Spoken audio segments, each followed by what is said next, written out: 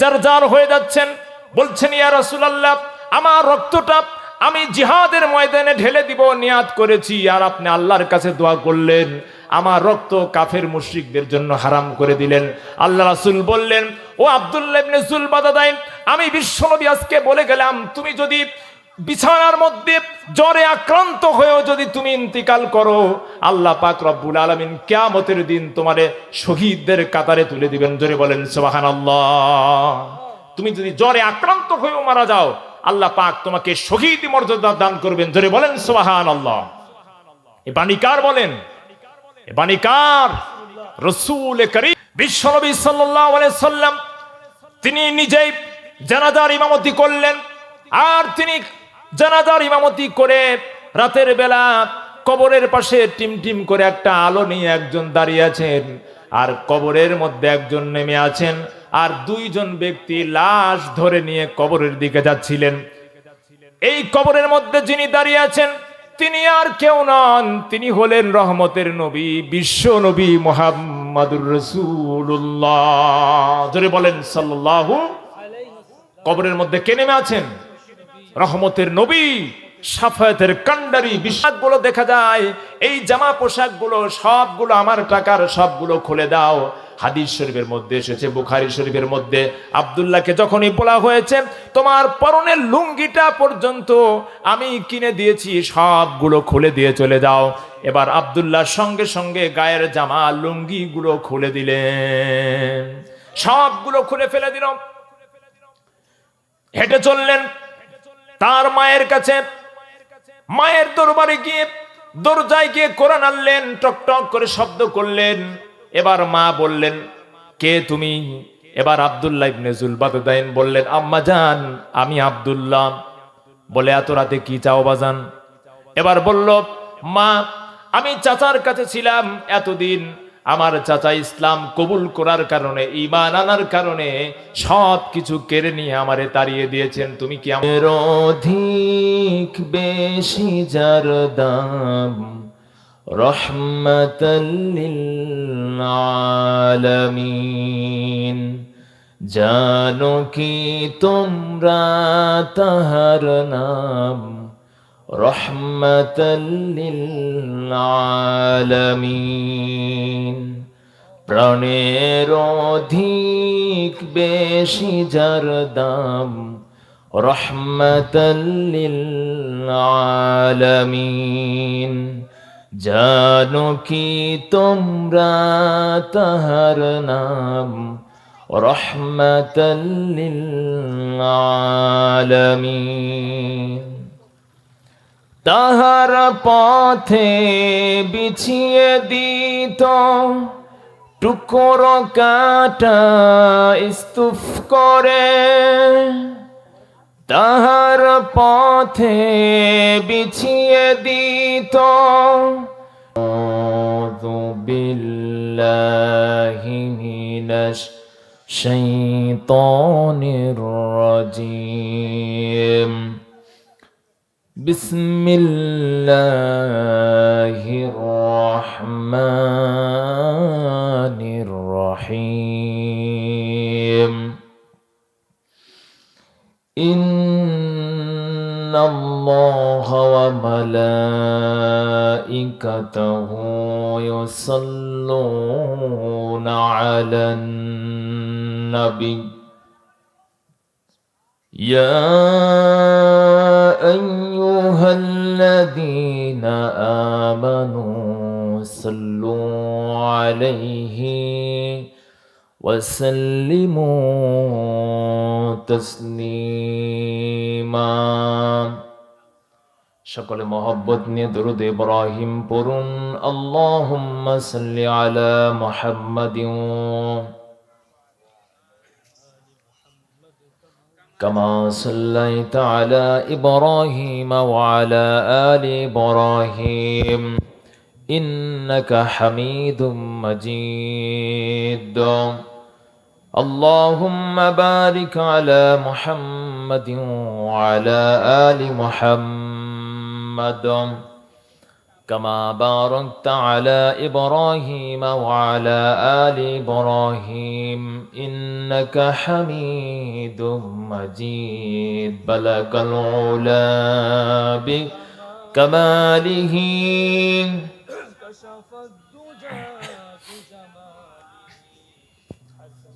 একটু জোরে পড়া যায় না ভাই?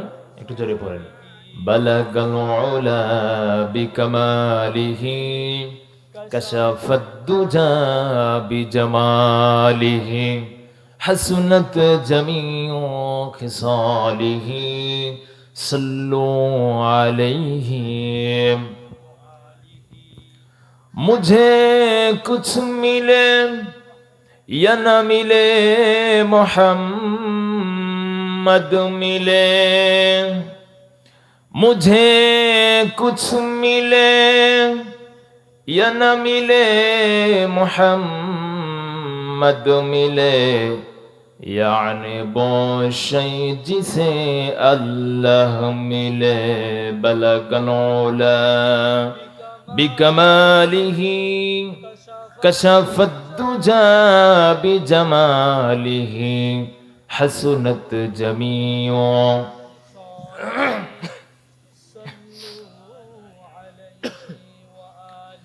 আরবের বুকে মক্কার পড়ে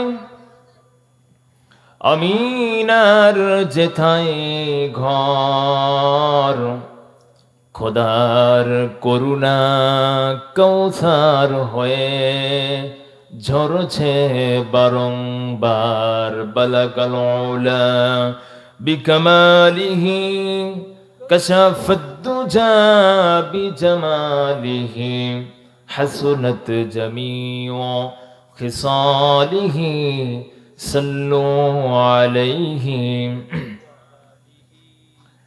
প্রাণের অধিক বেশি যার দাম রহমাতাল লিল আলামিন জানো কি তোমরা তাহার নাম রহমাতাল লিল আলামিন প্রাণের অধিক বেশি যার দাম রহমাতাল লিল আলামিন জানো কি তোমরা তাহার নাম রহমাতাল লিল আলামিন তাহার পথে বিছিয়ে দিত টুকরো কাটা ইস্তুফ করে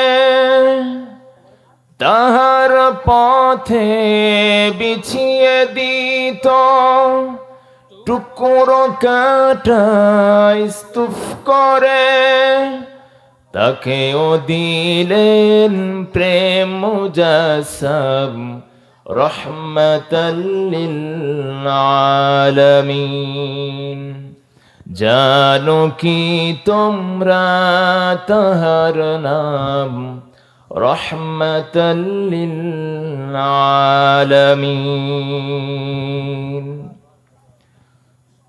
আলহামদুলিল্লাহ আজকের এই মহান ব্যক্তি সভাপতি তিনাকে আল্লাহ রাব্বুল আলামিন হায়াতে বারাকা দান করুন বলেন আমিন এবং বিশেষ অতিথিবৃন্দ প্রধান অতিথি এবং বিশেষ অতিথিবৃন্দ এবং আজকের এই মাহফিলের মধ্যমণি আমার ওস্তাদ আন্তর্জাতিক খ্যাতিসম্পন্ন মুফাসসিরে কোরআন যার পদচারণা গোটা বাংলাদেশের প্রত্যেকটি আনাচে কানাচে যিনি কোরআনের দাওয়াত নিয়ে ছুটে চলছেন সেই বিশ্বনন্দিত মুফাসসিরে কোরআন হযরত মাওলানা মোহাম্মদ আলী মর্তুজা খান দামাত বারকাতুহু আলিয়া এবং আলোচনা শুনিয়ে ধন্য করেছেন আরো দুইজন মেহমান। আমি আলোচনা শুনছিলাম, অত্যন্ত জ্ঞান গর্ভ আলোচনা করছিলেন এবং কোরআন থেকে আলোচনা করছিলেন। আল্লাহ রাব্বুল আলামিন আমাদের সকলকে কবুল করে নেন, বলেন আমিন। এবং আমার সামনে বসে আছেন দূর দূরান্ত থেকে ছুটে আসা দিন ইসলামের নরসারদুল বীর মুজাহিদ, আমার প্রাণপ্রিয় সম্মানিত ভাইরা। পর্দার আড়ালে বসে আছেন আমার সম্মানিতা সুশিক্ষিতা মা ও বোনেরা। সকলের প্রতি আমার আন্তরিক সালাম, আসসালামু আলাইকুম ওয়া রাহমাতুল্লাহি ওয়া বারাকাতুহু। আপনারা সকলে কেমন আছেন? আলহামদুলিল্লাহ, আলহামদুলিল্লাহ, আলহামদুলিল্লাহ। আল্লাহ রাব্বুল আলামিন আপনাদের কাতারেই রেখেছেন, বলেন আলহামদুলিল্লাহ। আমরা এখানে কোরআন শুনতে এসেছি, ঠিক কিনা বলেন? এখানে কোনো রাজনীতির আলোচনা হবে না, আলোচনা হবে কোরআন থেকে, হাদিস থেকে। যতক্ষণ সময় আমি আল্লাহর ক্ষুদ্র একজন গোলাম আলোচনা করব, আমি আশা করি আপনারা সেটা হৃদয় দিয়ে আমলের নিয়াতে শ্রবণ করবেন। আল্লাহ যেন শ্রোতা এবং বক্তা উভয়কে আমল করার তৌফিক দান করেন, বলেন আমিন। কথাগুলো বোঝার চেষ্টা করবেন, খুব হৃদয় দিয়ে কথাগুলো শুনবেন ইনশাআল্লাহ। আল্লাহ রাব্বুল আলামিন আমাদেরকে সৃষ্টি করেছেন। মানুষ হলো সৃষ্টির সেরা জীব, ঠিক কিনা বলেন? মানুষ সৃষ্টির সেরা জীব, আশরাফুল মাখলুকাত বলা হয়। সমস্ত মাখলুকাতের মধ্যে শ্রেষ্ঠ মাখলুকাত হলো মানুষ, ইনসান। আর আল্লাহ রাব্বুল আলামিন মানুষ সৃষ্টি করে দিয়ে তিনি মানুষকে পথের দিশা দিবেন না, তার চলার পথ দেখাবেন না, এটা তো হতে পারে না, ঠিক কিনা বলেন? সাধারণভাবে বুঝেন যে এই পৃথিবীতে অসংখ্য পথ, অসংখ্য মত, না একটা মত? মত কি একটা? আমরা এখানে যারা উপস্থিত বসে আছি, আমাদের মধ্যে অসংখ্য মতের মানুষ আছে না নাই বলেন? অসংখ্য আদর্শ আমরা লালন করি, ধারণ করি। যারা জাতীয়তাবাদ করেন তাদের একটা আদর্শ আছে, ঠিক কিনা বলেন? তারা একটা আদর্শ লালন করেন।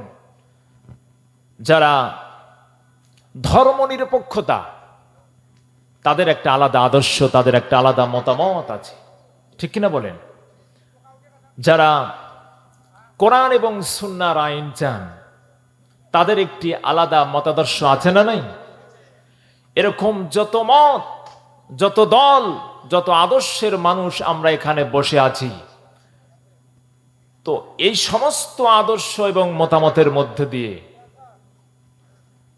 কেবলমাত্র একটি মত, একটি দল সঠিক, সরল, সোজা পথ, সোজা মত। সেই পথের নাম কি একটু আপনারা বলেন? সিরাতুল মুস্তাকিম। আমরা একটু সেই সোনালী আয়াতটা পড়ে নিব। ইহদিনাস সিরাতাল মুস্তাকিম সিরাতাল্লাযীনা আন'আমতা আলাইহিম গায়রিল মাগদুবি আলাইহিম ওয়ালাদ-দাল্লিন।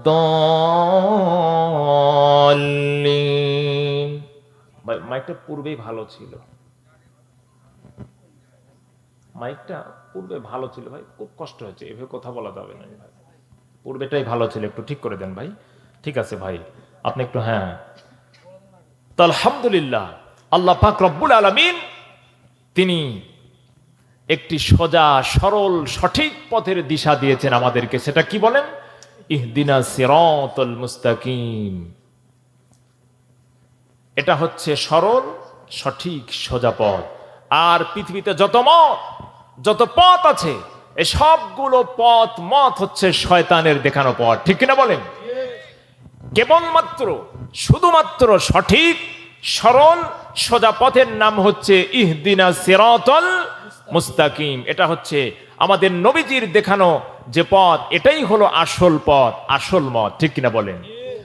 আল কোরআনের পথ, এই পথই আসল পথ। আমার সঙ্গে একটু বলুন, আল কোরআনের পথ, এই পথই আসল পথ। আল কোরআনের পথ, এই পথই আসল পথ। অন্য পথে অন্য মতে নেই যে রহমত, অন্য পথে অন্য মতে নেই যে রহমত। জোরে বলেন আল্লাহু আকবার। পৃথিবীর কোন পথ, কোন মত আল্লাহর কাছে গ্রহণযোগ্য নয়। কেবলমাত্র শুধুমাত্র একটি পথ হলো আল্লাহর কাছে গ্রহণযোগ্য পথ এবং মত, সেটা হলো ইহদিনাস সিরাতাল মুস্তাকিম। প্রথমে যে একটা দিচ্ছেন ওটা অত্যন্ত সুন্দর ছিল, দেখেন একটু যদি আরেকটু মোটা করে দেন, বেশি ঝানঝান হচ্ছে। তো আল্লাহ রাব্বুল আলামিন কি বললেন এখানে? বলেছেন দেখেন যে আল্লাহ যতগুলো প্রাণী সৃষ্টি করেছেন, এই সমস্ত প্রাণীগুলোকে আপনি যদি একটু লক্ষ্য করেন তাহলে দেখেন এখানে আল্লাহ কিভাবে রাস্তা দেখাচ্ছেন। কারণ তিনি সৃষ্টি করবেন তার সৃষ্টিকুলকে, অথচ তিনি পথ দেখাবেন না, এটা তো হতে পারে না। তিনি আমাদেরকে পথ দেখিয়েছেন।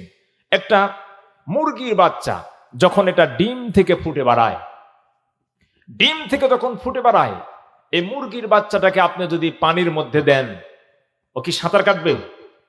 কথা বুঝেন না? সাঁতার কাটবে কি? মুরগির বাচ্চাটা হাবুডুবুই খেয়ে অল্প সময়ের মধ্যেই সে কিন্তু মারা যাবে, ঠিক কিনা বলেন?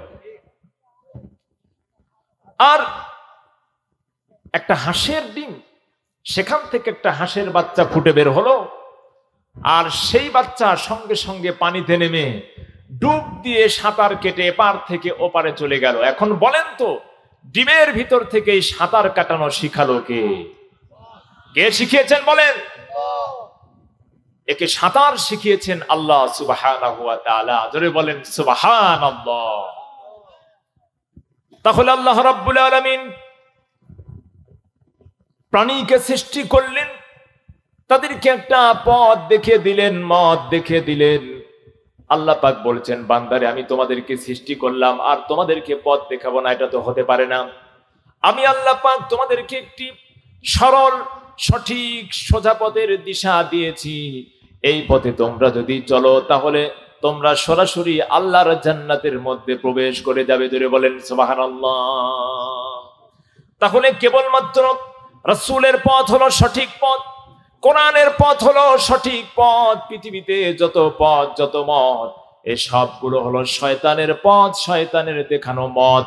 আর কেবলমাত্র আল্লাহর দেখানো পথ, রাসূলের দেখানো পথ হলো ইসলাম। আল্লাহ পাক বলছেন, ইন্নাদ-দীনা ইনদাল্লাহিল ইসলাম। আল্লাহ বলছেন আমার কাছে কেবলমাত্র মনোনীত ধর্ম হচ্ছে ইসলাম। ইসলাম ছাড়া কোন ধর্ম আমার কাছে গ্রহণযোগ্য নয়। আমার কাছে কোন ধর্ম, কোন মতবাদের দাম নাই, কেবলমাত্র একটা মতবাদের দাম, সেটা হচ্ছে ইসলাম। এখন শুনেন, আল্লাহ পাক রব্বুল আলামিন তিনি বলছেন যে আমি আমার রাসূলকে তোমাদের মাঝে প্রেরণ করেছি, সঙ্গে দিয়েছি একটি আলো, একটি কিতাব, সুস্পষ্ট কিতাব। আল্লাহ পাক রব্বুল আলামিন বলছেন, قد جاءكم من الله نور وكتاب مبين। আল্লাহ পাক রব্বুল আলামিন বলেছেন আমি তোমাদেরকে দিয়েছি একটি নূর, আর তোমাদেরকে দিয়েছি একটি সুস্পষ্ট কিতাব। আর এই নূর, এই আলো হলো মুহাম্মাদুর রাসূলুল্লাহ সাল্লাল্লাহু আলাইহি ওয়াসাল্লাম। আর যে কিতাব আমি তোমাদেরকে দিয়েছি, এই কিতাব হলো কোরআনুল কারীম। আল্লাহ পাক রব্বুল আলামিন বলেন আমার নবীকে আমি আলোর সঙ্গে, নূরের সঙ্গে, একটা প্রদীপের সঙ্গে তুলনা করেছেন। কার সঙ্গে বলেন? একটা প্রদীপের সঙ্গে তুলনা করেছেন। অথচ বিশ্বনবী মুহাম্মদুর রাসূলুল্লাহ সাল্লাল্লাহু আলাইহি ওয়াসাল্লামের শান মান অনুযায়ী তাকে তো চাঁদের সঙ্গে তুলনা করা উচিত ছিল, সূর্যের সঙ্গে তুলনা করা উচিত ছিল, কিন্তু আল্লাহ পাক রব্বুল আলামিন বিশ্ব নবীকে কেন একটা প্রদীপের সঙ্গে তুলনা করলেন? একটা সূর্য যত প্রখর হোক না কেন তার তাপ, যতই তার আলোটা দিনের আলোকে সুন্দর করুক না কেন, রাত্রি দূর করে দিনের আলো ফুটিয়ে দিক না কেন, একটা সূর্য কিয়ামত পর্যন্ত চেষ্টা করে আরেকটা ছোট্ট সূর্যের জন্ম দিতে পারবে না। একটা চাঁদ যতই রাতের বেলা স্নিগ্ধ আলো দিক না কেন, যত সুন্দর মনোমুগ্ধকর জ্যোৎস্না ছড়াক না কেন, একটা চাঁদ কিয়ামত পর্যন্ত আরেকটা ছোট্ট চাঁদের জন্ম দিতে পারবে না। কিন্তু একটা প্রদীপ, একটা নূর, একটা আলো থেকে, একটা প্রদীপ থেকে অসংখ্য প্রদীপ ধরানো সম্ভব, ঠিক কিনা বলেন? আল্লাহ পাক রব্বুল আলামিন এই জন্য বিশ্বনবীকে নূরের সঙ্গে একটা প্রদীপের সঙ্গে তুলনা করেছেন। এই প্রদীপ থেকে নবীজি হলেন জ্ঞানের আলো, তিনি হলেন একটা প্রদীপ। এখান থেকে একটা বাতি ধরানো সম্ভব, দুইটা বাতি ধরানো যাবে, তিনটা বাতি ধরানো যাবে, শত সহস্র কোটি মিলিয়ন বিলিয়ন বাতি ধরানো সম্ভব, কিন্তু ওই আলোর কোনো কমতি হবে না। জোরে বলেন সুবহানাল্লাহ। এই জন্য আল্লাহ পাক বলছেন, কদ জাআকুম মিনাল্লাহি নূরুন ওয়া কিতাবুম মুবিন। আল্লাহ পাক রব্বুল আলামিন বলছেন, আমি দিয়েছি একটি নূর, একটি আলো, একটি প্রদীপ দিয়েছি আমার নবীকে, আর আমার নবীকে আমি তোমাদেরকে সরল সঠিক সোজা পথ দেখানোর জন্য দিয়েছি সুস্পষ্ট কিতাব। জোরে বলেন সুবহানাল্লাহ। তাহলে নবী হচ্ছেন আমাদের জন্য একটা আলোকবর্তিকা, ঠিক কিনা বলেন?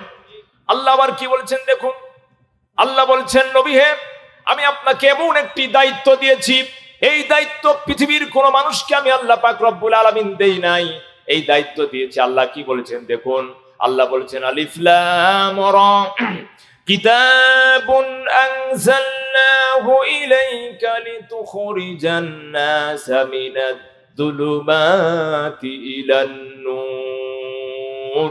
আল্লাহ পাক রব্বুল আলামিন বলেন, নবী হে, আমি আপনার উপরে এমন একটি কিতাব নাজিল করে দিয়েছি, যে কিতাব মানুষকে অন্ধকার থেকে, বর্বরতা থেকে, মানুষকে কুসংস্কার থেকে আলোর পথের দিকে নিয়ে যাবে। নবী হে, আমি আপনাকে এইরকম একটি কিতাব দিয়ে পৃথিবীতে প্রেরণ করেছি। জোরে বলেন সুবহানাল্লাহ। অন্ধকার কি? অন্ধকার হলো জাতীয়তাবাদ, অন্ধকার হলো ধর্ম নিরপেক্ষতা, অন্ধকার হলো পুঁজিবাদ, অন্ধকার হলো সমাজতন্ত্র।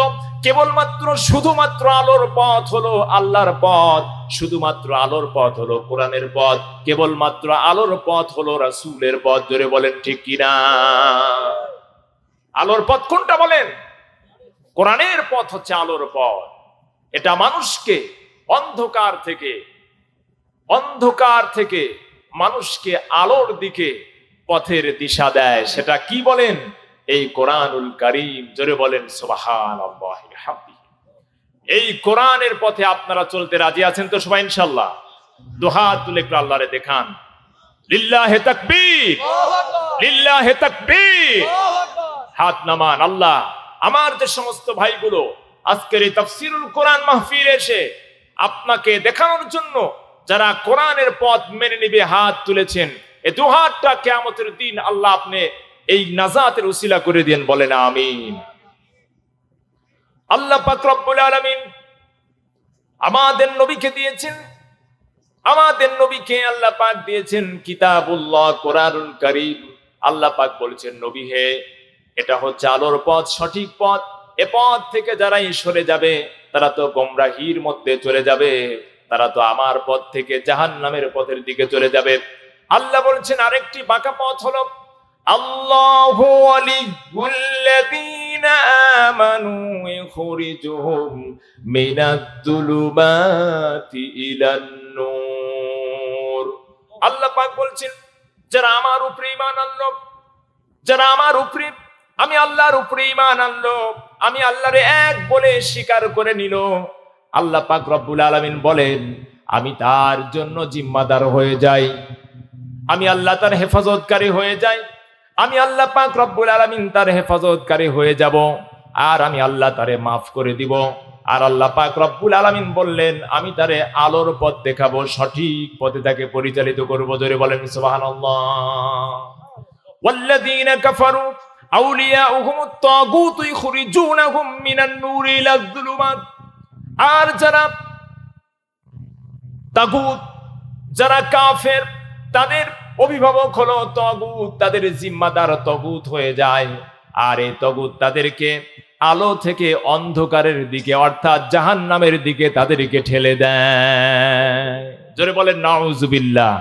তাহলে আল্লাহ রাব্বুল আলামিন যারা মুমিন, যারা মুত্তাকিন, যারা ঈমান আনলো, আল্লাহ তাদেরকে কি করলেন? তাদেরকে অন্ধকার থেকে আলোর দিকে টেনে নিয়ে তাদেরকে জান্নাতের দিকে, জান্নাতের পথে তুলে দিলেন। জোরে বলেন সুবহানাল্লাহ। আর পক্ষান্তরী যারা কাফের, যারা মুনাফিক, যারা মুশরিক, এদের অভিভাবক হলো তাগুত। আর এই তাগুতকে, এই তাগুত হচ্ছে তারা যারা নিজেরা আল্লাহর আইনকে অমান্য করে, আল্লাহর বিধানকে বৃদ্ধাঙ্গুষ্টি দেখায় এবং অপরকেও আল্লাহর আইন থেকে, আল্লাহর বিধান থেকে, কোরআন থেকে তাদেরকে দূরে রাখে, তাদেরকে দূরে সরিয়ে দেয়। এরা হচ্ছে তাগুত।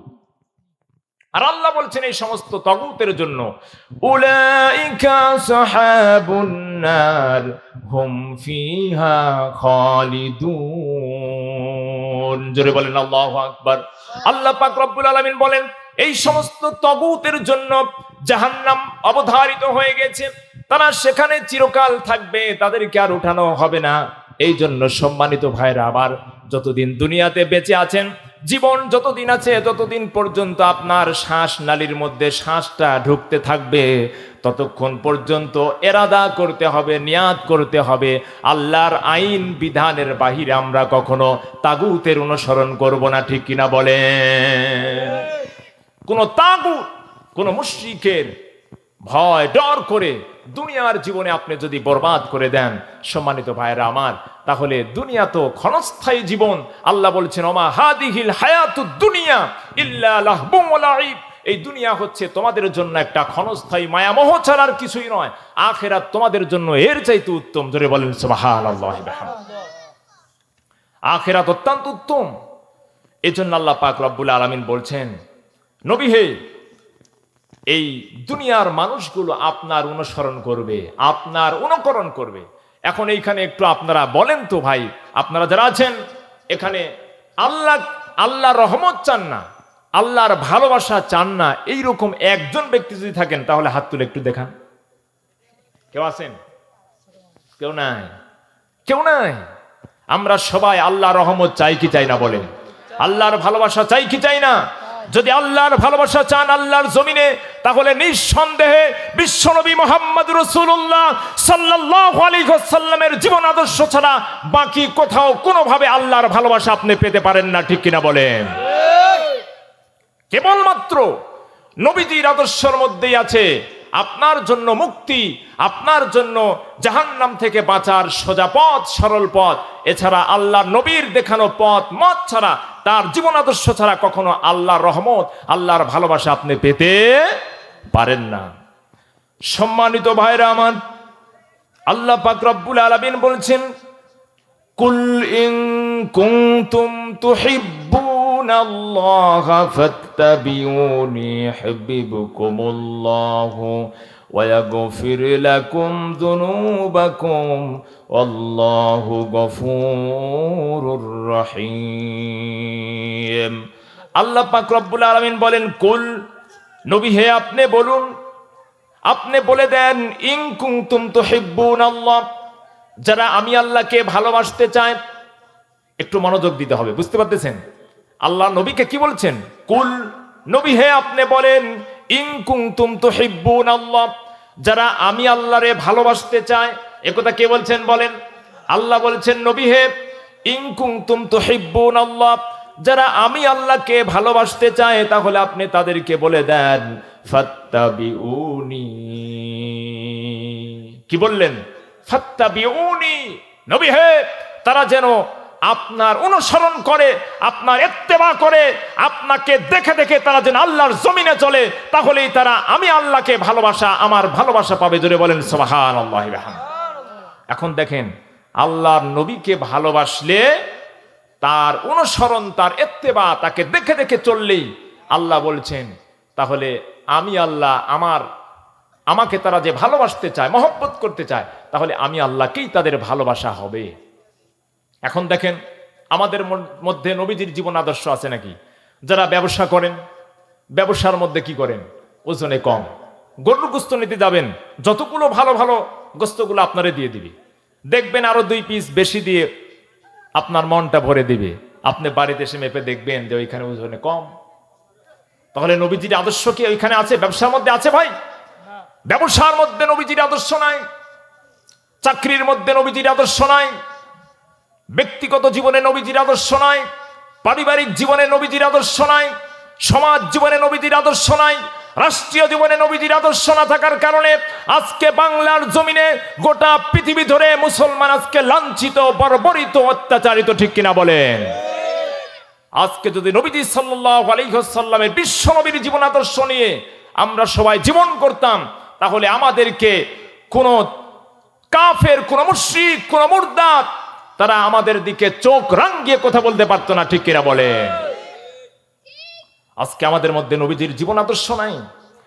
এক শ্রেণীর মানুষ দেখবেন তারা বলে এই ফাত্তাবিউনির তাফসীর করেছেন নবীরে ভালোবাসা, নবীকে শুধু ভালোবাসবেন, নবীর অনুসরণ করবে না, তার ইত্তেবা করবেন না, এটা তো হতে পারে না। খুব খেয়াল করে কান লাগান, ফাত্তাবিউনি নবীজিকে এই জমিনে পৃথিবীর মানুষ, যতগুলো মানুষ নবীজি সাল্লাল্লাহু আলাইহি ওয়াসাল্লামকে মহব্বত করেছেন, তার মধ্যে সবচাইতে বেশি ভালোবাসা দিয়েছেন, তার নাম হলো আবু তালিব। তার নাম কি বলেন? আবু তালিব। ইনি কে ছিলেন? নবীজির চাচা ছিলেন, নবীজির চাচা। আল্লাহ নবী সাল্লাল্লাহু আলাইহি ওয়াসাল্লাম 2 বার সবচেয়ে বেশি দুঃখ পেয়েছিলেন 2টি কারণে, বলবো আপনাদেরকে, শুনবেন। 1 নাম্বার হলো রাসূল করিম সাল্লাল্লাহু আলাইহি ওয়াসাল্লামের সবচাইতে কাছের মানুষ, প্রিয় সঙ্গিনী উম্মুল মুমিনিন খাদিজাতুল কুবরা রাদিয়াল্লাহু তাআলা আনহা যখন যেদিন ইন্তিকাল করেছেন, রাসূল করিম সাল্লাল্লাহু আলাইহি ওয়াসাল্লাম সবচাইতে বেশি দুঃখ পেয়েছিলেন।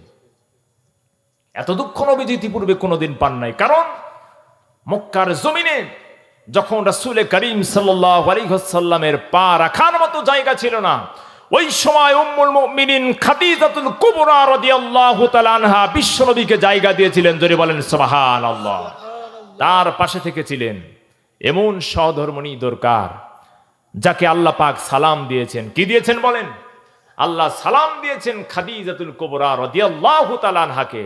এজন্য আমার মাদেরকে আমি বলতে চাই, মায়ের আমার, আপনারা স্বামীদের অনুগত হয়ে যান, আনুগত্য প্রকাশ করেন, কৃতজ্ঞতা প্রকাশ করেন।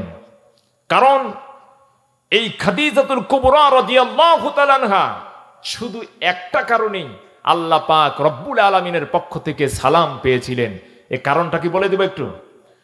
নবীজি সাল্লাল্লাহু আলাইহি সাল্লাম যখন গারে হেরামগ্ন অবস্থায়, ধ্যানমগ্ন অবস্থায় থাকতেন, প্রতিদিন উম্মুল মুমিনিন খাদিজাতুল কুবরা রাদিয়াল্লাহু তাআলা আনহা খানা নিয়ে যেতেন, আল্লাহ নবীর কাছে খানা পৌঁছে দিতেন জাবালে নূরে।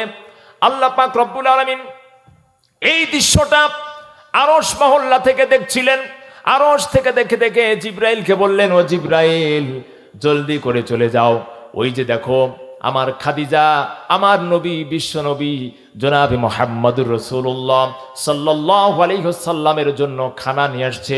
আমার নবীকে তুমি বলে দাও, ওহী নাজিল করে দাও, আমি আল্লাহ পাক খাদিজারে সালাম দিলাম, আমার নবী যেন খাদিজারে সুসংবাদ দিয়ে দেয়। জোরে বলেন সুবহানাল্লাহ। হযরতে জিব্রাইল চলে আসলেন বিশ্ব নবীর কাছে। নবীজি সাল্লাল্লাহু আলাইহি সাল্লামকে সে সালাম দিয়ে বললেন, ইয়া রাসূলুল্লাহ, ইয়া হাবিবাল্লাহ, ওই যে দেখুন খাদিজা খাবার নিয়ে আসতেছে। খাদিজা যখন আপনার কাছে চলে আসবে, নবী হে, আপনি খাদিজার একটা সুসংবাদ দিবেন। আল্লাহ পাক রব্বুল আলামিন খাদিজার উপরে খুশি হয়ে আল্লাহ স্বয়ং তারে সালাম জানিয়েছেন। খাদিজা চলে আসলো বিশ্ব নবীর কাছে। জিব্রাইল চলে গেলেন, বিশ্বনবী খাদিজারে বললেন, ও খাদিজা, আল্লাহ পাক রব্বুল আলামিন তোমার উপরে খুশি হয়ে তোমার এই সালাম দিয়েছে রে খাদিজা। যখন খাদিজা এই কথা শুনলেন, খাদিজার চক্ষু দিয়ে দর দর করে পানি পড়ে গেল। খাদিজা বললেন, ইয়া রাসূলুল্লাহ, ইয়া হাবিবাল্লাহ, আল্লাহর নবী ও আমার প্রাণের স্বামী বিশ্ব নবী জনাবে মুহাম্মদুর রাসূলুল্লাহ সাল্লাল্লাহু আলাইহি ওয়াসাল্লাম, আল্লাহ পাক আমাকে সালাম দিয়েছেন, আমার মানব জনম সার্থক হয়ে গেছে নবীজি। তবে আল্লাহর সালামের উত্তর কি করে দিতে হয় আমি খাদিজার জানা নাই। আপনি বিশ্বনবী মুহাম্মদুর রাসূলুল্লাহ সাল্লাল্লাহু আলাইহি ওয়াসাল্লাম খাদিজার সালামটা আপনার আমার পক্ষ থেকে আল্লাহর সালাম যেইভাবে দিলে ভালো হয় ওইভাবে আপনি সালামটা দিয়ে দেন। জোরে বলেন সুবহানাল্লাহ। কারণ একটাই, কারণ তিনি ছিলেন স্বামী ভক্ত। কি ভক্ত ছিল বলেন? স্বামী ভক্ত ছিলেন। রাসূল করিম সাল্লাল্লাহু আলাইহি ওয়াসাল্লামকে অত্যন্ত মহব্বত করতেন। সেই খাদিজা ইন্তিকাল করলেন, বিশ্বনবী দুঃখিত হয়ে গেলেন, মনক্ষুণ্ণ হলেন, মনকষ্ট পেলেন। আরেকজন মানুষ যখন ইন্তিকাল করেছিলেন তিনি হলেন তার প্রিয় চাচা আবু তালিব। যখন ইন্তিকাল করেছিলেন, এই জন্য এই বছরকে বলা হয় আমুল হুজন। কি বলা হয় জোরে বলেন? আমুল হুজন, দুঃখের বছর বলা হয়, দুঃখের বছর বলা হয়। এই আবু তালিব বিশ্বনবীর জীবন দশায় এতটা মহব্বত করেছেন, এতটা ভালোবেসেছেন, এতটা কাছে নিয়েছেন, কোলের মধ্যে আগলে নিয়েছেন। পৃথিবীর তামাম পৃথিবীর মানুষের ভালোবাসা যদি একদিকে দেওয়া হয়, আবু তালিবের ভালোবাসা যদি একদিকে দেওয়া হয়, আবু তালিবের ভালোবাসার কাছে পৃথিবীর মানুষের ভালোবাসা কখনো বড় হতে পারবে না। এতটা ভালোবাসা, এত মহব্বত করেছিলেন আবু তালিব। কিন্তু দেখেন কি দুর্ভাগ্য, আবু তালিব, আবু জেহেল, উতবা, শাইবা, মুগীরা বিশ্বনবীর কাছে চলে আসলেন। এসে বললেন, মুহাম্মদ, তুমি কোরআনের দাওয়াত বন্ধ করে দাও, নতুন নতুন যে কথাগুলো আমাদের মাঝে নিয়ে আসো, এই নতুনগুলো কথা আমরা আর শুনতে চাই না। বিশ্বনবী যখন তাদের কথা শুনলেন না, চলে গেলেন তার চাচা আবু তালিবের কাছে। আবু তালিবকে গিয়ে বললেন, নেতাজি, আপনার ভাতিদের আপনি নিষেধ করেন, যদি আপনি তাকে বাধা না দেন, তারে যদি নিষেধ না করেন, তাহলে আপনি বলে দেন আমাদের হাতে মুহাম্মদকে তুলে দেন, আমরা তারে থামিয়ে দিই। আবু তালিব ওই সময় বলেছিল, ও আবু জেহেল, উতবা, শাইবা, মুগীরা, আমার শরীরের মধ্যে এক ফোঁটা রক্তবিন্দু থাকাকালীন মুহাম্মদ সাল্লাল্লাহু আলাইহি ওয়াসাল্লামের গায়ে একটা কাঁটার আঁচড় লাগুক, আমি আবু তালিব এটা হতে দিব না। এতটা মহব্বত করতেন নবীজি সাল্লাল্লাহু আলাইহি ওয়াসাল্লাম। আবু তালিবের কাছে চলে আসলেন। আবু তালিব যখন ইন্তিকাল করবেন, একেবারে মুমূর্ষ অবস্থায় চলে গেছেন। আবু তালিবের কাছে বিশ্বনবী গিয়ে বলছেন, চাচা যান, সারা জীবন আমারে আগলিয়ে রেখেছেন, একটা মা পাখি সেইভাবে আমাকে আগলিয়ে রেখেছেন। চাচা যান, কিয়ামতের দিন আমি আল্লাহর সাথে যেন সুপারিশ করে, আল্লাহর সামনে সুপারিশ করে আমি মুহাম্মদুর রাসূলুল্লাহ আপনাকে নিয়ে যেন একই জান্নাতে থাকতে পারি, এই ব্যবস্থা একটু করে দেন। চাচা বলল, ভাতিজা কি বলো, একটু ক্লিয়ার করে বলে দাও। এইবার মুহাম্মদ সাল্লাল্লাহু আলাইহি ওয়াসাল্লাম বললেন, চাচা যান, আপনি শুধু একবার আমার কানে কানে শুধু বলে দেন, লা ইলাহা ইল্লাল্লাহু মুহাম্মাদুর রাসূলুল্লাহ সাল্লাল্লাহু আলাইহি ওয়াসাল্লাম। এই কথা যখন বললেন, আবু তালিব বলল, ভাতিজা, পৃথিবীর সব কথা বলতে পারি, কিন্তু এই কথা তো বলবো না, কারণ আমি যদি এখন তোমার ধর্ম গ্রহণ করে আমার এই নেতা কর্মীর সামনে, ওইখানে আবু জেহেল, উতবা, শাইবা সারিবদ্ধ হয়ে বসে আছে মুখের সামনে, আমার এই নেতাদের সামনে, আমার সহযোগীদের সামনে, আমার এই বন্ধুদের সামনে যদি আমি শেষ বেলায় তোমার কালিমা পড়ে মুসলমান হয়ে ধর্মান্তরিত হয়ে যদি আমি কবরে চলে যাই, তাহলে সারা জীবন আমার এই সহকর্মীরা বলতে থাকবে আবু তালিব একজন ভালো নেতা ছিল, কিন্তু মৃত্যুর সময় সে কাফের হয়ে মারা গেছে, বেঈমান হয়ে মারা গেছে। ধরে বলেন নাউজুবিল্লাহ। নবীজি সাল্লাল্লাহু আলাইহি ওয়াসাল্লাম অনেক চেষ্টা করলেন, কিন্তু কোনোভাবে আবু তালিবের মুখে কালিমা দিতে পারলেন না। বিশ্বনবী চলে গেলেন। একজন সাহাবী গিয়ে বলছেন, ইয়া রাসূলুল্লাহ, আপনার চাচা আবু তালিব ঠোঁট নাড়াচ্ছে, কি যেন বলতেছে, মনে হয় কালিমাটা বলতেছে। নবীজি সাল্লাল্লাহু আলাইহি ওয়াসাল্লাম বললেন, ও আমার সাহাবী, আমার চাচা আবু তালিব কালিমা পড়েছে, কিন্তু ওই শব্দটা আমি মুহাম্মদ শুনতে পাই নাই। আমি মুহাম্মদ সাল্লাল্লাহু আলাইহি ওয়াসাল্লাম আমার চাচাদানের কালিমাটা শুনতে পাই নাই, আমার কিচ্ছু করার নাই। এই জন্য হাদিস শরীফের মধ্যে এসেছে, আবু তালিব এত মহব্বত নবীজিকে করতেন, এত ভালোবাসা দিতেন, এত মহব্বত, এত ভালোবাসা, এত আদর যত্ন দিয়েও যেহেতু আবু তালিবের মধ্যে, নবীজির মধ্যে শুধু ভালোবাসাই ছিল, কিন্তু ইত্তেবা ছিল না। কি ছিল না বলেন? ইত্তেবা ছিল না, অনুসরণ ছিল না, অনুকরণ ছিল না।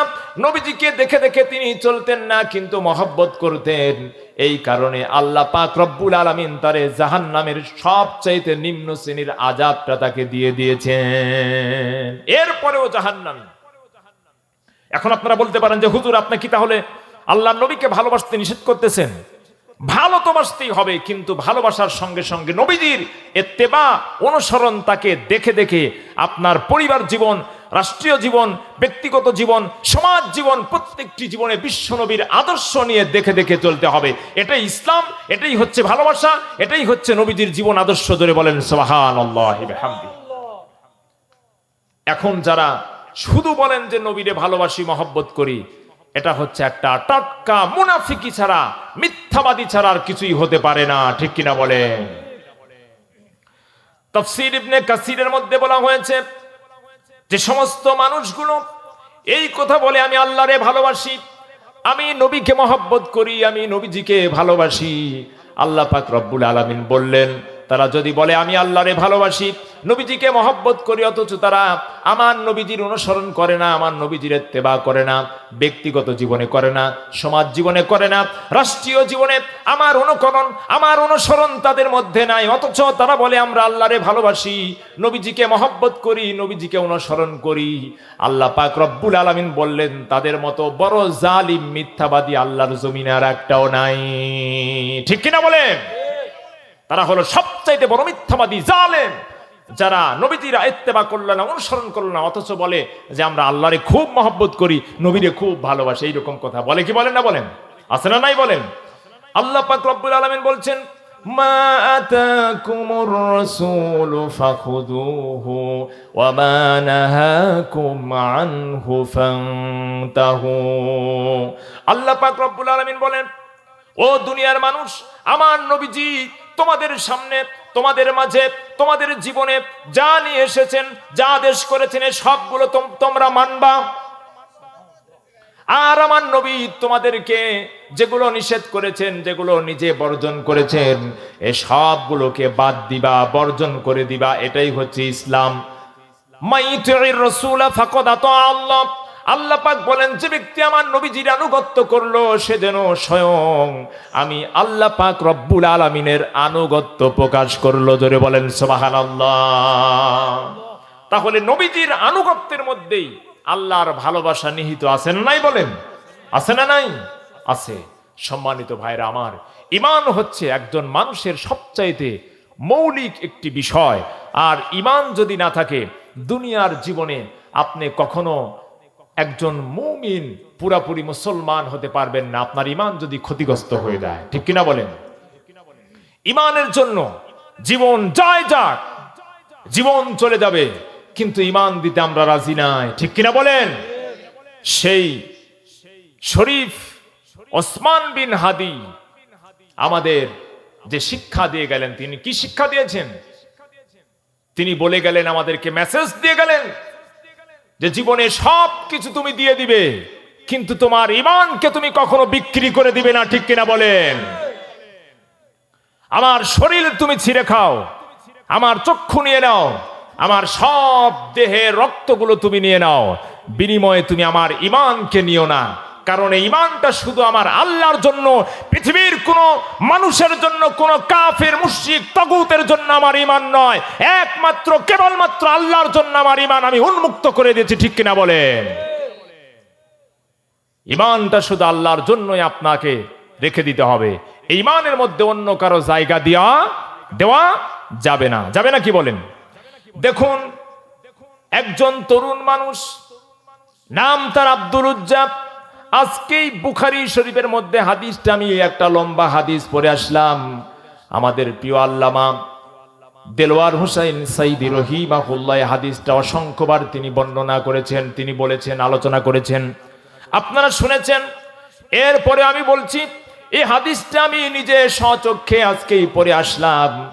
একজন সাহাবীর নাম হলো আব্দুল্লাহ ইবনে জুলবাদাদাইন। এই আব্দুল্লাহ ইবনে জুলবাদাদাইন ছিলেন একজন ইয়াতীম মানুষ। ছোট্টবেলায় তার আব্বা ইন্তিকাল করেছেন, মা অন্য জায়গায় বিবাহ হয়ে গিয়েছেন। এই আব্দুল উজ্জা, তার নাম, প্রকৃত নাম ছিল আব্দুল উজ্জা। আব্দুল্লাহ ইবনে জুলবাদাদাইন তিনি চাচার বাড়িতে লালিত পালিত হচ্ছিলেন ছোটবেলা থেকে। চাচার কাছে তিনি বড় হচ্ছিলেন। চাচা তাকে তিলে তিলে বড় করছিলেন, খেতে দেন, কাপড় দেন, পোশাক দেন, থাকার জায়গা দেন।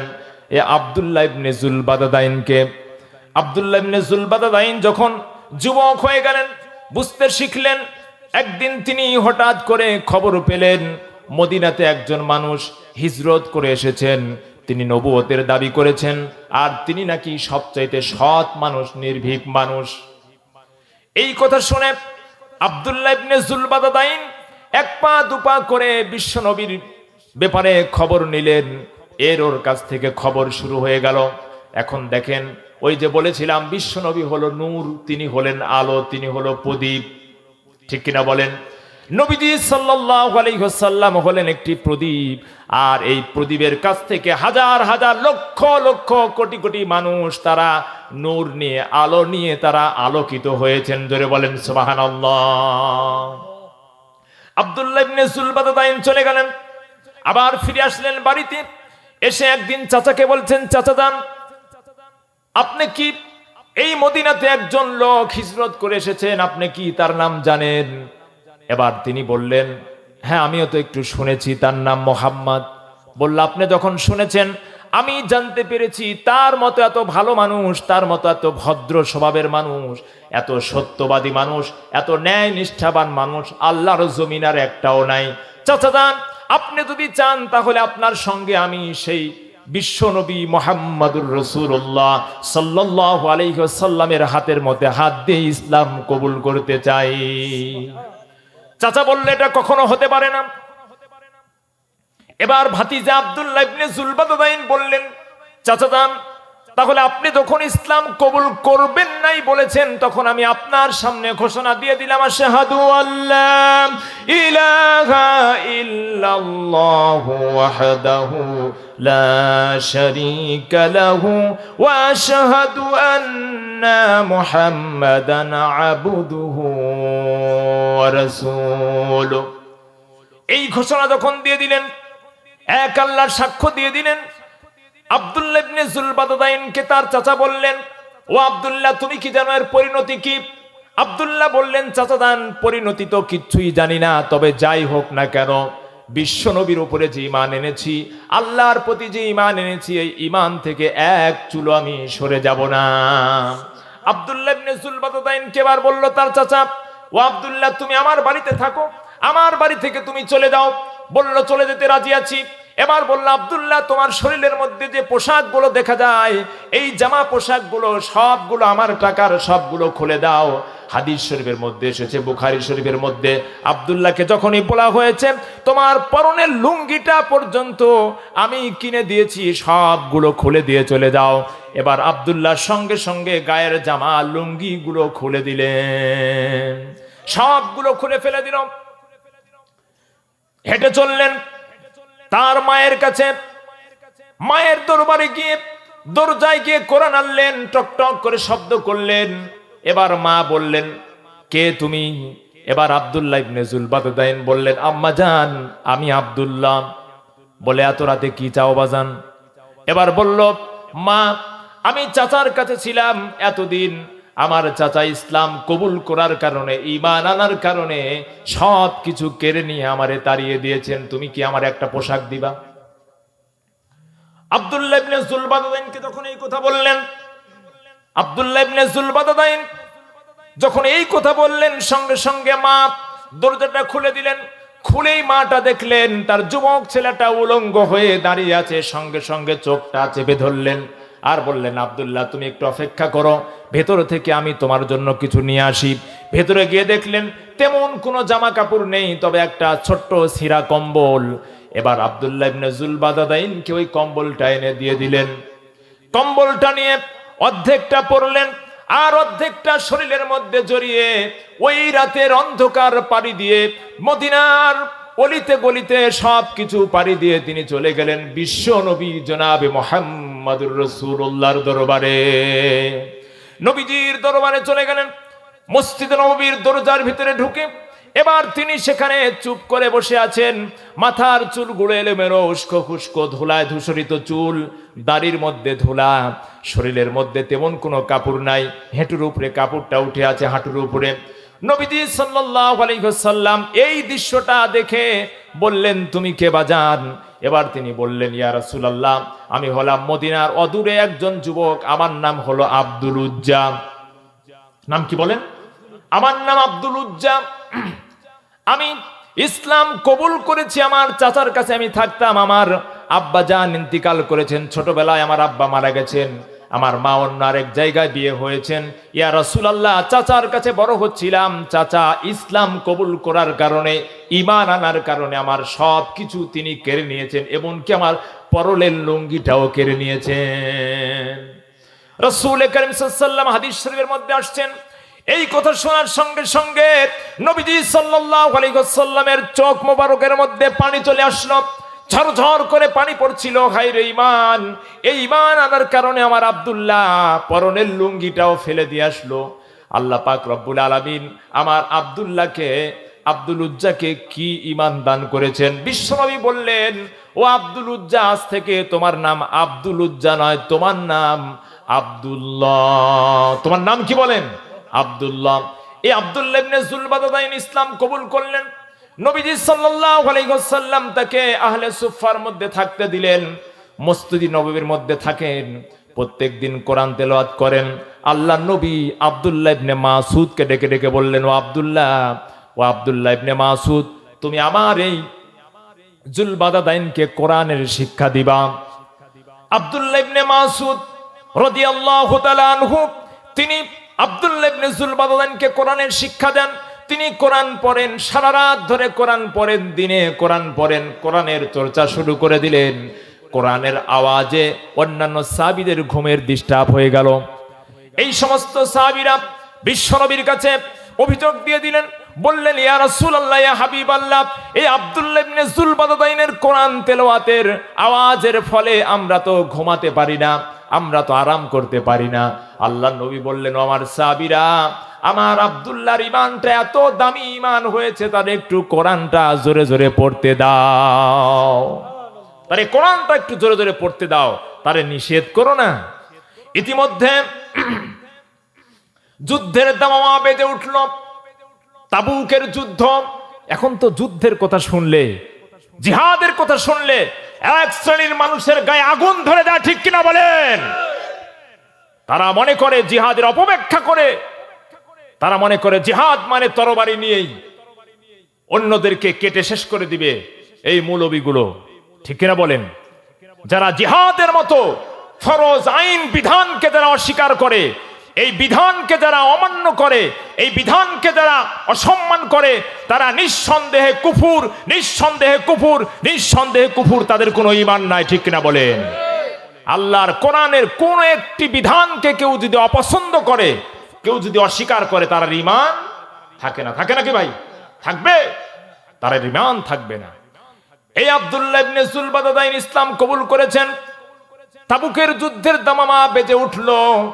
ইতিমধ্যে অসংখ্য সাহাবী আজমাইন প্রস্তুতি গ্রহণ করে নিল, কারণ এই যুদ্ধটা ছিল রোমানদের সঙ্গে যুদ্ধ। কাদের সঙ্গে যুদ্ধ বলেন? তৎকালীন সময়ের সুপার পাওয়ার রোমান। এই রোমানদের সঙ্গে 30 লক্ষ সৈন্যের সঙ্গে যুদ্ধ করতে হবে, 30 লক্ষ সেনাবাহিনীর সঙ্গে যুদ্ধে যেতে হবে। নবীজি সাল্লাল্লাহু আলাইহি ওয়াসাল্লাম সাহাবীদেরকে উদ্বুদ্ধ করতে শুরু করলেন, বললেন, ও আমার সাহাবীরা, রোমানদের সঙ্গে যুদ্ধ হবে, তোমরা আল্লাহর রাস্তায় দান করো, জিহাদের জন্য মাল দাও, সামান দাও, জীবন দাও। এই দামামা যখন বেজে উঠল, আল্লাহ পাক রব্বুল আলামিনের পক্ষ থেকে যখন নবীজি সাহাবীদের কাছে দান চাইলেন, ওই সময় সাহাবীরা যে যা পারেন যে যার কার মতো করে আল্লাহ নবী সাল্লাল্লাহু আলাইহি ওয়াসাল্লামের কাছে দান করতে শুরু করলেন। কেন করেছিলেন? কারণ রোমানদের সঙ্গে যুদ্ধ হবে, টাকা পয়সার দরকার আছে না নাই বলেন? টাকা পয়সার দরকার আছে, সম্পদের দরকার আছে। ইতিমধ্যে সমস্ত সাহাবীগুলো দান করতে থাকলেন। মহিলারা গলার হার, কানের দুল, নাকের ফুল, হাতের বালাগুলো বিশ্বনবীর কদম মোবারকের কাছে দান করতে শুরু করে দিলেন। দানের স্তূপ হয়ে গিয়েছে। হযরতে ওসমান গনি তার সম্পদের 3 ভাগের 1 ভাগ আল্লাহ রাস্তায় দান করে দিয়েছেন। হযরতে ওমর ইবনুল খাত্তাব রাদিয়াল্লাহু তাআলা আনহু সম্পদের অর্ধেকটা দান করে দিয়েছেন। সমস্ত সাহাবীরা যে যা পেরেছেন দান করলেন, কিন্তু একজন সাহাবী এখনো আসেন নাই। তিনি হলেন হযরতে আবু বকর সিদ্দিক রাদিয়াল্লাহু তাআলা আনহু। নবীজি সাল্লাল্লাহু আলাইহি ওয়াসাল্লাম খোঁজ করতে শুরু করে দিলেন, আমার আবু বকর কোথায়? লক্ষ্য করে দেখলেন হযরতে আবু বকর রাদিয়াল্লাহু তাআলা আনহু একটা পিরালের আড়ালের মধ্যে দাঁড়িয়ে আছেন। হযরতে আবু বকরকে দেখা যাচ্ছে না, চোখের মধ্যে ছলছলে পানি। একজন সাহাবী বললেন, ইয়া রাসূলুল্লাহ, ওই যে দেখুন আবু বকর দাঁড়িয়ে আছে, আপনার সামনে আসছে না। নবীজি সাল্লাল্লাহু আলাইহি ওয়াসাল্লাম বললেন, আবু বকর তুমি আর দূরে থাকো না, তুমি আমার সামনে একটু চলে এসো। হযরতে আবু বকর চলে আসলেন। আবু বকরের চোখের মধ্যে ছলছল করছে পানি, পানির ফোঁটাগুলো চোখ দিয়ে বেয়ে বেয়ে পড়ছেন। আল্লাহ নবী আবু বকরকে জিজ্ঞাসা করলেন, আবু বকর কি জন্য তুমি কান্না করছো? হযরতে আবু বকর বললেন, ইয়া রাসূলুল্লাহ, ইয়া হাবিবাল্লাহ, এখানে অসংখ্য সাহাবী আজমাইন রাদিয়াল্লাহু তাআলা আনহুমারা আপনাকে আপনার সামনে জিহাদে যাবার জন্য, রোমানদের সঙ্গে যুদ্ধ হবে এই জন্য লক্ষ লক্ষ শত শত দিরহাম আল্লাহর রাস্তায় দান করে দিল, কিন্তু আমি এমন একজন মানুষ, আমি তো তেমন কিছু নিয়ে আসতে পারি নাই। হাতের মধ্যে একটা টোপলা দেখলেন, একটা থলি, চামড়ার ছোট্ট একটা থলি। নবীজি বললেন, আবু বকর তোমার থলিটা তুমি ঢেলে দাও, এইটাকে একটু ঝেড়ে দাও। যখন হযরতে আবু বকর ওই থলিটা উপর করলেন, দেখলেন সেখান থেকে কয়েকটা দিরহাম আর কয়েক কেজি জব, এছাড়া আর কিছুই নাই। নবীজি বুঝতে বাকি রইল না। বিস্ময় বললেন, আবু বকর তোমার বাড়িতে তুমি তোমার পরিবারের জন্য কি রেখে এসেছো? হযরতে আবু বকর বললেন, ইয়া রাসূলুল্লাহ, ইয়া হাবিবাল্লাহ, জাগতিক সম্পদ বলতে যা বুঝায় আপনার কদম মোবারকে সব কিছু আমি এনে হাজির করেছি। আমার বাড়িতে আল্লাহ আর আল্লাহ রাসূল ছাড়া আর কিছু নাই। ইয়া রাসূলুল্লাহ, আমার বাড়িতে আল্লাহ আর আল্লাহ রাসূল ছাড়া আর কেউ নাই, কিচ্ছু রেখে আসি নাই, সবগুলো আপনার কদম মোবারকে জিহাদের জন্য, দ্বীনের জন্য আমি আবু বকর দান করে দিয়েছি। জোরে বলেন সুবহানাল্লাহ। এই জন্যই বলা হয়েছে, পৃথিবীর সমস্ত মুমিন মুসলমানের নেকি যদি এক পাল্লায় তুলে দেওয়া হয়, আবু বকরের নেকি যদি এক পাল্লায় তুলে দেওয়া হয়, আবু বকরের নেকির পাল্লাটাই বেশি ভারী হয়ে যাবে। জোরে বলেন সুবহানাল্লাহ। এর নাম আবু বকর। পৃথিবীর সমস্ত দান কিয়ামত পর্যন্ত আবু বকরের দানকে ডিঙ্গিয়ে যেতে পারবে না। জোরে বলেন সুবহানাল্লাহ। এমন সৎ কাজ করে যান যার জন্য আপনাকে গোটা পৃথিবী মনে রাখবে, ঠিক কিনা বলেন? এবার হযরতে আবু বকর রাদিয়াল্লাহু তাআলা আনহু চলে গেলেন, যুদ্ধে চলে যাচ্ছেন সাহাবী নিয়ে। ওই যে আব্দুল্লাহ ইবনে যুলবাদাদাইন, মনে আছে নাকি বলেন? মনে আছে তো? ওই আব্দুল্লাহ ইবনে যুলবাদাদাইন পিছন থেকে ডাকছেন যুদ্ধে যাওয়ার জন্য। নবীজিকে ডাকছেন, ইয়া রাসূলুল্লাহ, ইয়া হাবিবাল্লাহ, আপনি আমারে রেখে যাচ্ছেন। আমি তো মনে করেছিলাম এই জিহাদের ময়দানের জন্য অসংখ্য সাহাবী আজমাইন দান করলো, সদকা করলো, তারা দিল গোলার হাল, দিল গোড়ার সোনার কান, সোনার দুল দিল, সব কিছু দান করলো, এত সম্পদ, এত দিরহাম দিল। ইয়া রাসূলুল্লাহ, আমি এমন একজন গরিব মানুষ, আমার তো দেওয়ার মতো কিচ্ছুই নাই। তবে ইয়া রাসূলুল্লাহ, আপনি আমার জন্য একটু দোয়া করে দেন, এই জিহাদের ময়দানে রোমানদের সঙ্গে যুদ্ধ করে আমার বুকের তাজা রক্ত ঢেলে দিয়ে আমি যেন ইসলামকে সহযোগিতা করতে পারি। ইয়া রাসূলুল্লাহ, আমার জন্য একটু দোয়া করবেন।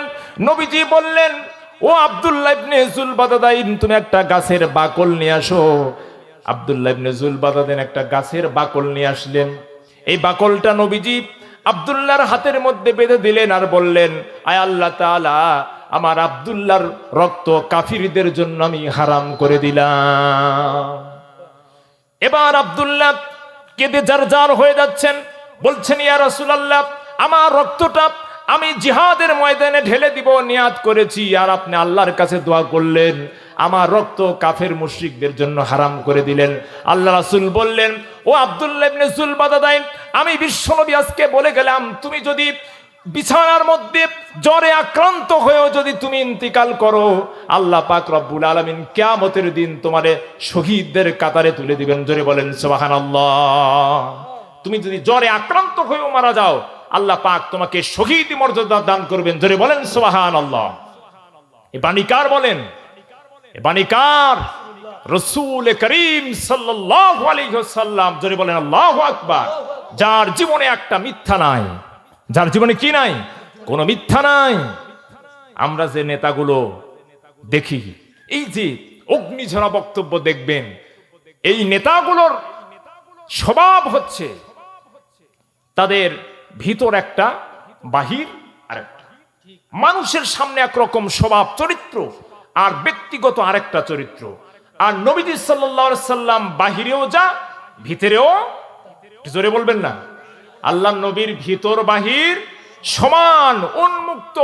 পৃথিবীর সমস্ত নেতা কর্মীদের চরিত্র দুই রকম, একটা হচ্ছে ভিতরের চরিত্র, আর একটা হচ্ছে বাহিরের চরিত্র।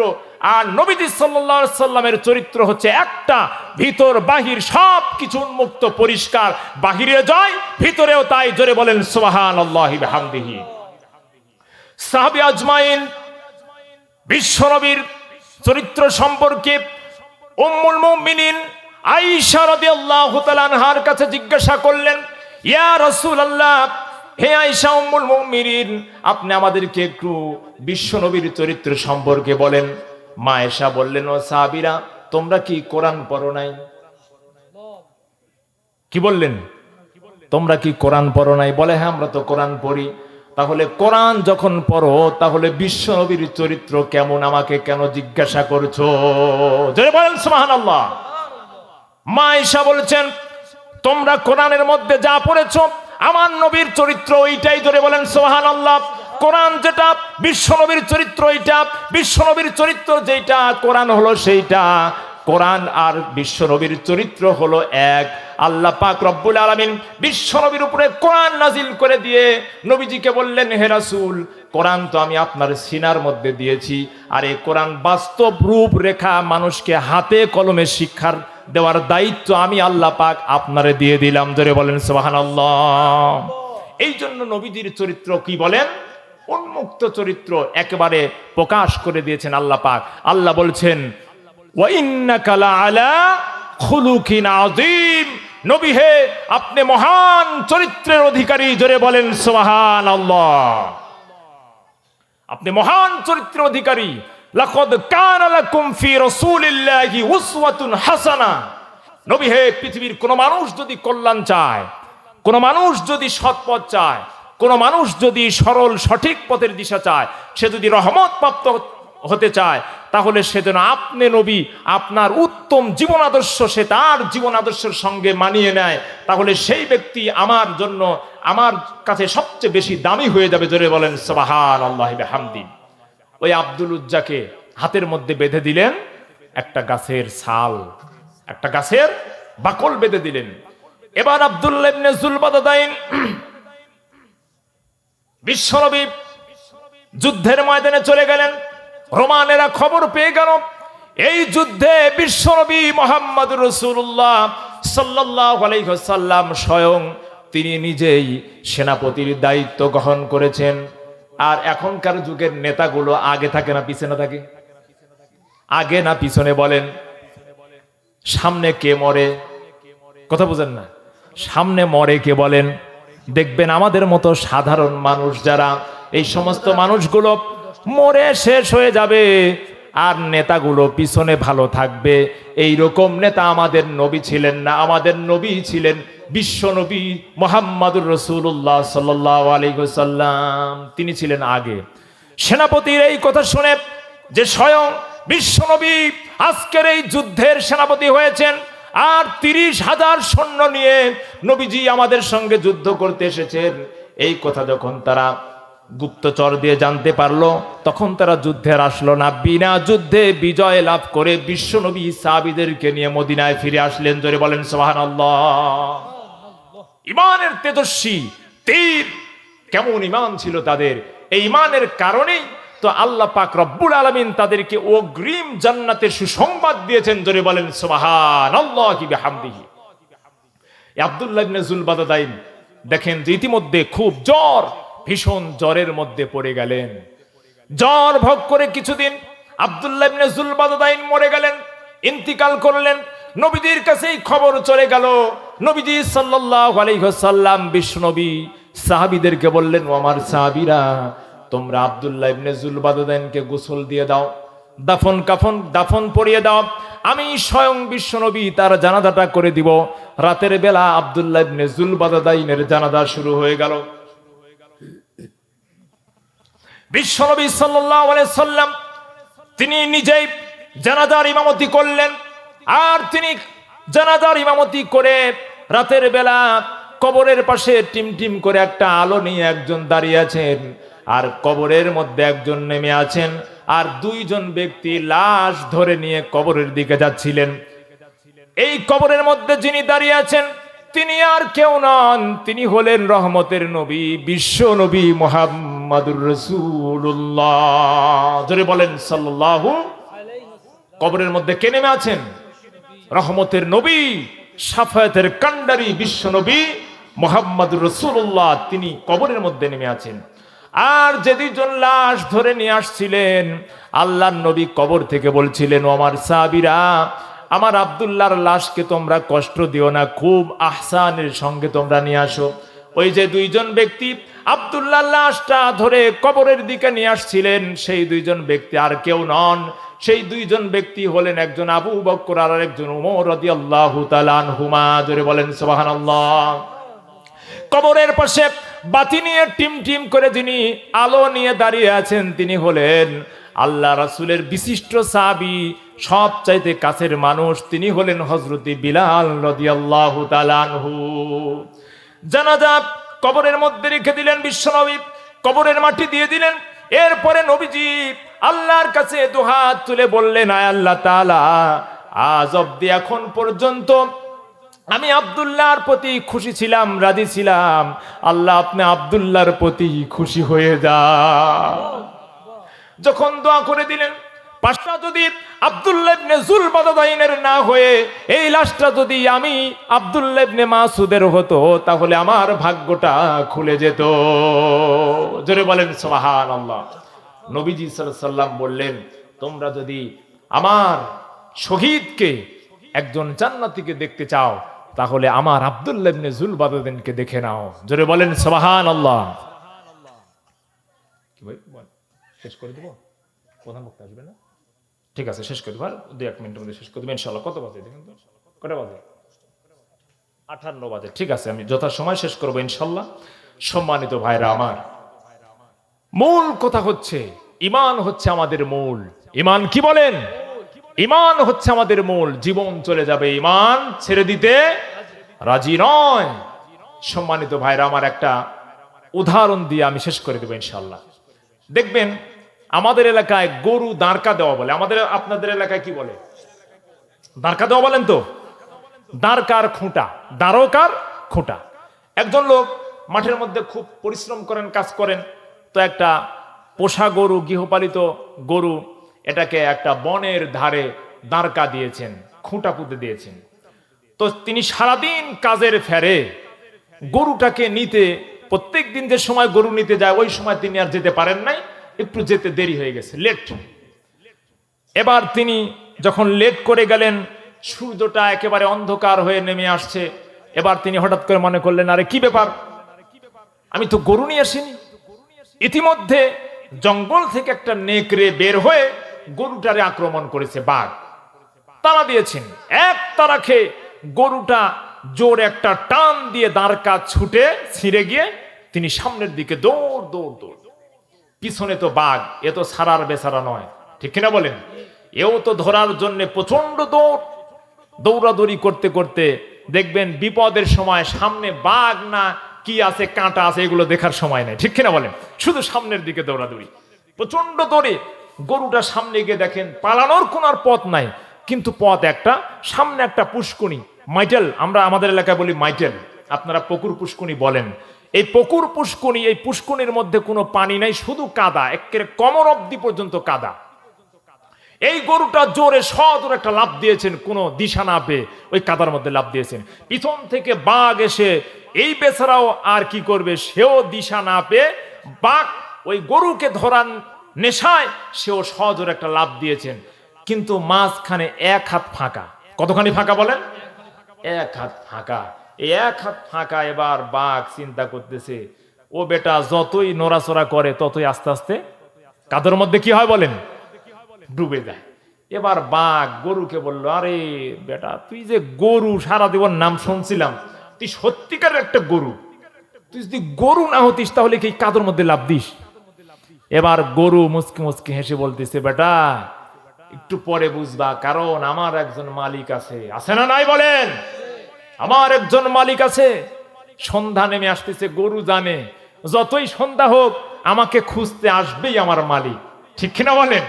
কারণ আমি তার কাছে অনেক দামি, অনেক শখের একটা প্রাণী, সে আমাকে খুঁজবেই, আর আমারে আমি যেখানেই থাকি আমাকে এখান থেকে মুক্ত করে নিয়েই যাবে ইনশাআল্লাহ। এবার বাঘ এরকম ভাবে পড়ে আছে, গরুটাও পড়ে আছে। ইতিমধ্যেই মালিক চলে এসেছে গরু খুঁজতে খুঁজতে, এসে দেখে আরে যেখানে গরুটা দাঁড়কা দিয়েছিলাম ওইখানে তো গরু তো আর নাই। এবার খুঁজতে খুঁজতে গিয়ে দেখে যে ঠিক গরুটা একটা পুষ্কুনির মধ্যে ডুবে আছে, কাদার মধ্যে, আর এক হাত দূরে একটা বাঘ। এখন বলেন আপনাদের কৌতূহল কেমন হবে? এরকম বাঘ যদি আপনারা একটা দেখেন, আপনাদের কৌতূহলটা কেমন হবে? কৌতূহলটা এত বেশি হবে, কিউরিসিটি জাগবে যে ভাই জীবনে বাঘ শুধু খাঁচার মধ্যে দেখছি, তা আবার টাকা দিয়ে ঢুকে দেখা লাগে চিড়িয়াখানা, ঠিক কিনা বলেন? এবার তো সামনাসামনি কপাল ভালো তাই একটা বাঘ পাইছি, এর জনমের মতো একটা বাড়ি হলেও দিব, মরার পর হলেও দিব, ঠিক কিনা বলেন? এবার বলতেছে যে কে কোথায় আসিস রে, খুব তাড়াতাড়ি লাঠি নিয়ে দৌড়া একটা বাঘ পাওয়া গেছে। সব রাখালগুলো চতুর্দিকে ছিল, যারা কাজ কাম করতেছিল, সবাই দৌড়াদৌড়ি করে এসে দেখে যে হ্যাঁ বেচারা মাল এইখানে শুয়ে আছে, কাদার মধ্যে পড়ে আছে। এবার যার হাতে যে লাঠি, জুতা, স্যান্ডেল যা আছে সবগুলো দিয়ে পিটিয়ে বাঘরে একেবারে সমান করে দিছে, সোজা করে দিছে, ওর খতম।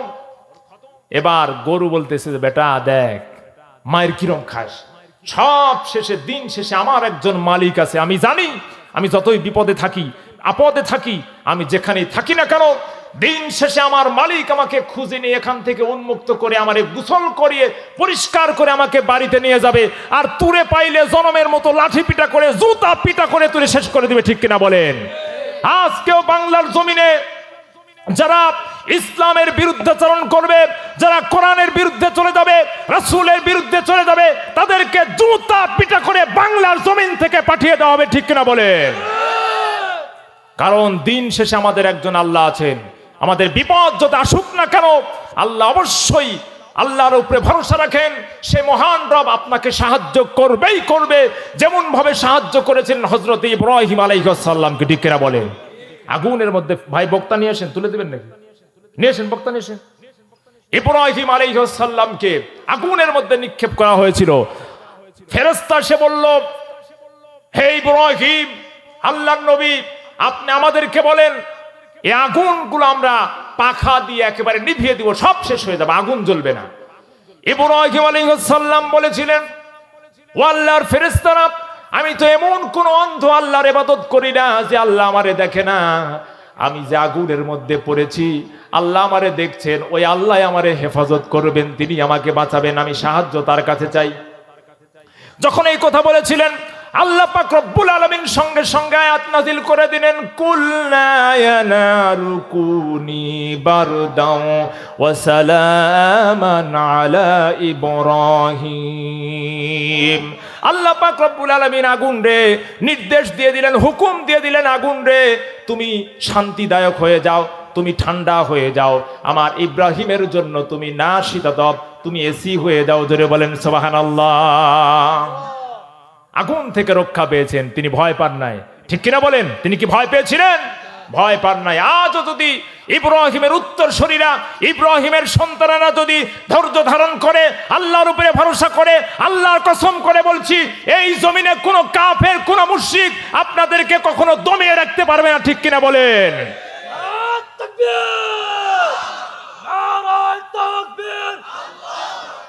আল কোরআনের আলো, আল হাদিসের আলো, নারে তাকবীর। একটা গল্প শুনেন, বক্তা না আসা পর্যন্ত আমি আলোচনা করব, শুনবেন তো ইনশাল্লাহ? ভালো লাগতেছে ভাই? আলোচনা শুনতেছেন তো সবাই? দুইজন ব্যক্তি, দেখেন এখনকার বর্তমান শ্রোতার বক্তাদের ওয়াজটা, দুইজন ব্যক্তি, একজন হচ্ছে একটু লেংড়া মানুষ, মানে লেংড়া তো ভালো পায়ে হাঁটতে পারে না, দাঁড়াতে পারে না। আর আরেক বেচারা হচ্ছে কানা, অর্থাৎ এই কানা না, সে হচ্ছে রাত কানা। কি কানা বলেন? রাত কানা, রাতে ভালো দেখে না। এখন মনে মনে চিন্তা করতেছে, আরে জীবনে তো কিছু করতে পারলাম না, তবে দুইজন একটু যাই না, একটা দিন কারো কাছে ডাব চুরি করে খাই। কি চুরি করবে? ডাব চুরি করে খাই। বাবা বলতেছে চলো তাই। তো দুইজনের কৌতূহল নিয়ে চলে গেছেন একটা গাছের কিনারায়। গাছটা মোটামুটি বেশ বড় গাছ। এবার কানা লেংড়ারে বলতেছে যে ভাই, গাছে তুমি উঠো, তুমি ডাবগুলো পারো, আমি নিচে কুড়াই। এবার লেংড়া বলতেছে না না ভাই, আমার তো পায়ের অবস্থা ভালো না, গাছে তুমি উঠো, অন্ততপক্ষে পা দিয়ে একটু আমি আস্তে আস্তে হেঁটে হলেও ডাবগুলো আমি কুড়া নিয়ে আসতে পারবো। এই দুইজন তুমি উঠো, তুমি উঠো, উই উঠো, তেই উঠো, এই করতে করতেই সময়টা কেটে যাচ্ছিল। এবার লেংড়া বলতেছে ঠিক আছে, তুই যখন এতই বলতিস আমি গাছে উঠলাম। এখন বলেন তো, লেংড়া গাছে উঠতেছে, কথা বুঝতেছেন আমার? লেংড়া গাছে উঠতেছে, সে কি ভালোভাবে গাছে উঠতে পারবে? সে কষ্ট করে উঠতেছেন, উঠতে উঠতে উঠতে, তার তো উঠতে একটু সময় লাগবে। গাছের মাঝখানে গিয়ে হঠাৎ করে ধপ করে পড়ে গেছে নিচে। এখন এই বেচারা তো রাত কানা, রাতে তো ভালো দেখে না, ঠিক কিনা বলেন? এই বেচারা গাছের গোড়ায় পড়েই তার কথা আওয়াজ বন্ধ হয়ে গেছে। গাছ থেকে পড়ে তার আওয়াজটা বন্ধ হয়ে গেছে, কারণ সে তো ভীষণ ব্যথা পাইছে, ঠিক কিনা বলেন? তার ব্যথার চোটে সে আর কথা বলতে পারতেছে না। এবার এই কানা বেচারা খুঁজতে খুঁজতে বলে, আরে ভাই, গায়ে হাত দিয়ে বলতেছে, আরে ভাই, এ উঠতে উঠতে এক বাদা। কি বলতেছেন? উঠতে উঠতেই এক বাদা। এখন কয়, আরে শালা, এ কি বাদারে, আমি তো গাছ থেকে পড়ে গেছি বেটা। বলে কি তুমি পড়ে গেছো? বলে হ্যাঁ আমি পড়ে গেছি। আসলে ওয়াজ যদি এরকম হয়, বুঝতে পারছেন, তাহলে আমাদের কিন্তু শ্রোতার বক্তার মধ্যে কোনো আমুলিয়াত আসবে না। যা শুনলাম এখানে ইমানের প্রশ্ন, আমূলের প্রশ্ন। নিজের মনের সঙ্গে আপনি একটু বুঝে নেন যে আপনার জন্য সবচাইতে উত্তম কাজ কোনটা, আপনার জন্য উত্তম কাজ কোনটা, আপনি একটা বুঝে নেবেন। আপনি কোন কাজ করলে এই পৃথিবীতে ইনসাফ প্রতিষ্ঠিত হবে। আল্লাহ বলছেন মান ক্বালা বিহি সাদাকা।